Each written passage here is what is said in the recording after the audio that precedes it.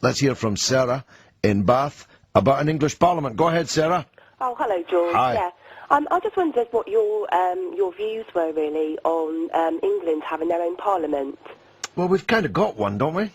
Well, no, we've got a Parliament that covers the countries of the whole of the UK. Yeah, but 90% of the members of or 80% of the members of the Parliament are English But MPs. then Scotland have got their own Parliament, and Northern Ireland and Wales have got their own assemblies, which enable them to vote on things that affect things that happen in their countries, whereas England don't seem to have that facility available to them. So I just wonder what your views were, really. Well, what I'm saying is that the British Parliament at Westminster is overwhelmingly composed of members of Parliament from England. So, actually, the British Parliament is effectively an English Parliament. Unless you want another Parliament, another set of elected politicians, another set of expense claims, another set of wages. Do you really want that, Sarah? Well, if we take Scotland for an example, I mean, Scotland, their council tax this year was frozen. Well, I know you want to talk about Scotland. I guessed that from the beginning, but you claim to want to talk about an English Parliament. So I'm asking you a series of questions, and it really would be good if you would answer it. Do you want another set of elected politicians, another set of salaries, another set of expense claims, another building, another civil service, serving an English Parliament? Do you really want that? Well, to make my point, George, I need to make another point about the advantages of having a Parliament. And I was just taking Scotland for an example. Their council tax, for example, was frozen this year, whereas in England we had an increase of 3%. Yeah, but that wasn't a Parliament that froze your council tax, or increased your council tax. That was your council. Yeah, but because Scotland has their own Parliament, they are able to vote on things like this.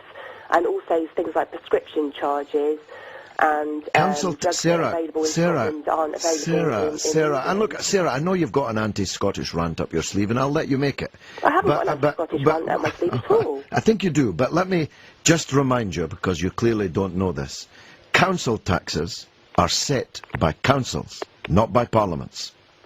Right, okay, so the prescription charges then, you don't get any prescription charges in Scotland, Northern Ireland or Wales? No, and we shouldn't have them in England either. Yeah, so I mean, why is that? Why?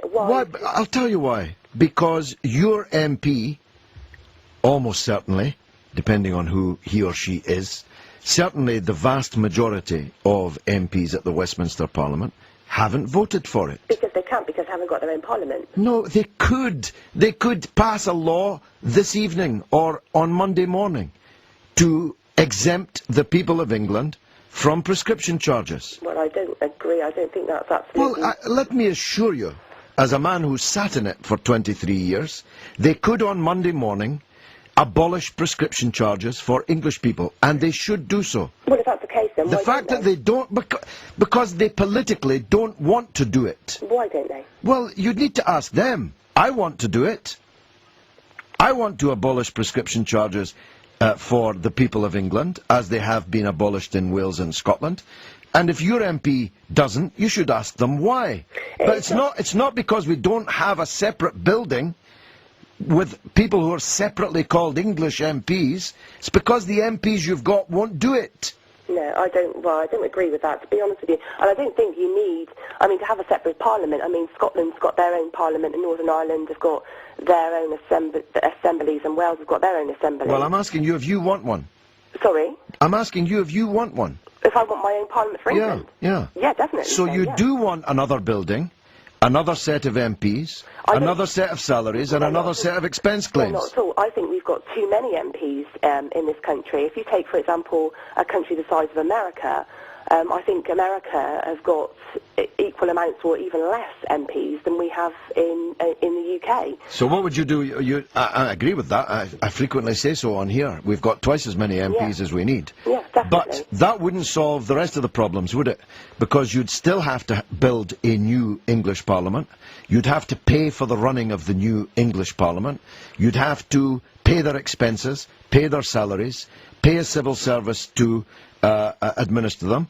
Are you sure that all the people of England really want another set of parliamentarians? Well, let me flip that back on you then, George. Do you think it's fair that Scotland, Northern Ireland and Wales have all got their own assemblies and parliaments? Why is that? Why are they allowed to have that and yet the English aren't? They've got it because the British Parliament is overwhelmingly an English Parliament.